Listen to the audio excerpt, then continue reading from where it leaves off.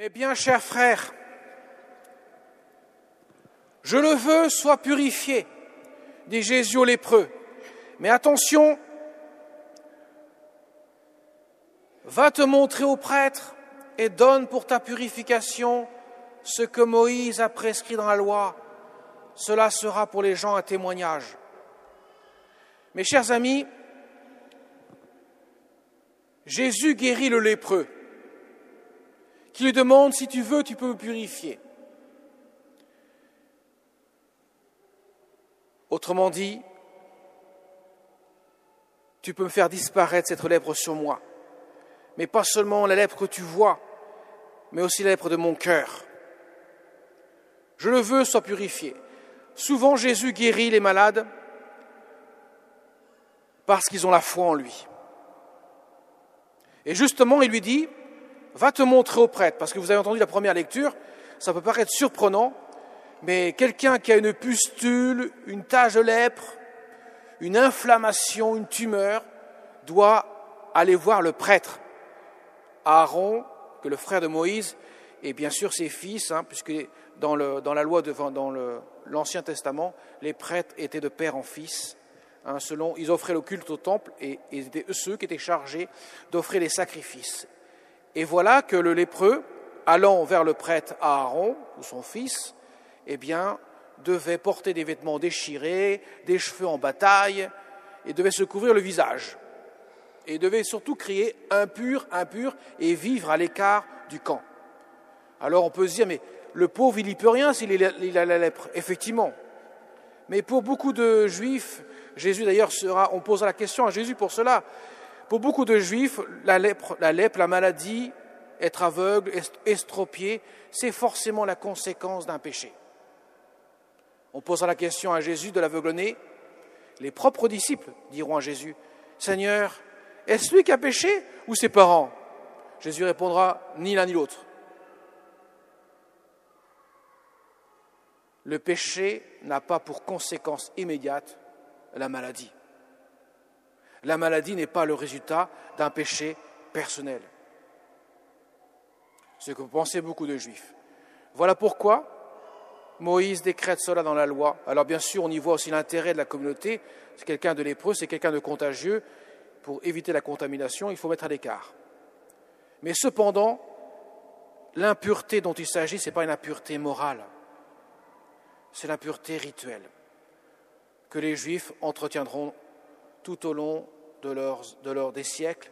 Et Jésus va montrer, va manifester que la vraie maladie en quelque sorte de l'homme, celle qu'il vient guérir en profondeur, c'est la lèpre du cœur. C'est pour cela qu'il dit aux lépreux, va te montrer au prêtre. Et ainsi ce sera un témoignage, parce que la prophétie, les prophètes ont annoncé que le Messie guérirait les lépreux, remettrait les estropiés debout, guérirait les aveugles. Donc si cela s'accomplit, c'est que le Messie est là. Cependant, paradoxalement, Jésus dit « Ne dis rien à personne ». On appelle ça le secret messianique, parce que si tu penses en parler à tout le monde va me faire un roi terrestre. Et je ne suis pas venu pour mettre un roi sur un trône sur cette terre, je suis venu instaurer un règne dans les cœurs. Et il faudra attendre la mort et la résurrection du Christ pour voir pleinement ce que veut dire le règne de Dieu. Voilà pourquoi, mes chers amis, vous qui allez recevoir le sacrement des malades, je crois que 18 vont le recevoir aujourd'hui, ce n'est pas seulement pour que vous puissiez être guéris comme le lépreux, je serais surpris, mais ça peut arriver. Mais c'est surtout, et vous entendrez la formule, parce que c'est pour ça que j'insiste beaucoup là-dessus, c'est surtout la guérison du cœur. Parce qu'effectivement, le premier effet du sacrement des malades, avant d'être la guérison physique éventuelle, ça peut arriver, il y a des miracles, mais c'est surtout le pardon de nos péchés. Jésus vient donner son pardon. Même si ce n'est pas lié directement à la maladie, il vient donner son pardon. Parce qu'effectivement, globalement, la vie sur la terre est la conséquence du péché originel. et de nos péchés personnels, évidemment aussi. Mais avant tout, c'est la guérison du cœur. Voilà pourquoi vous ferez bien attention dans la formule que le prêtre prononcera. Il invoquera le pardon des péchés. Voilà pourquoi seul le prêtre peut donner, avec l'évêque bien sûr, le sacrement des malades, parce que c'est lié à la guérison du cœur. Jésus, dans l'Évangile, guérit les gens d'abord en commençant par guérir le cœur pour guérir le corps.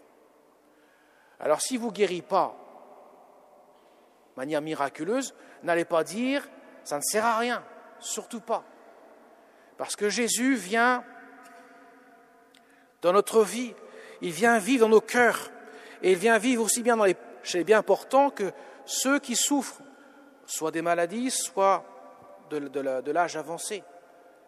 Il vient nous consoler, nous conforter. Et voilà pourquoi un des premiers effets du sacrement aussi, c'est également la paix intérieure.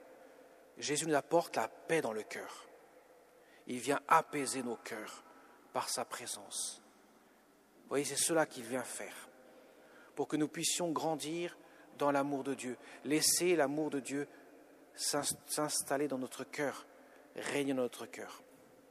Alors nous allons prier aussi les saints, nous chanterons la Vierge Marie à la fin de la célébration de la messe, pour lui demander aussi de nous aider à garder confiance et espérance, qu'à travers nos souffrances, nos épreuves de la vie, Dieu vient à notre rencontre.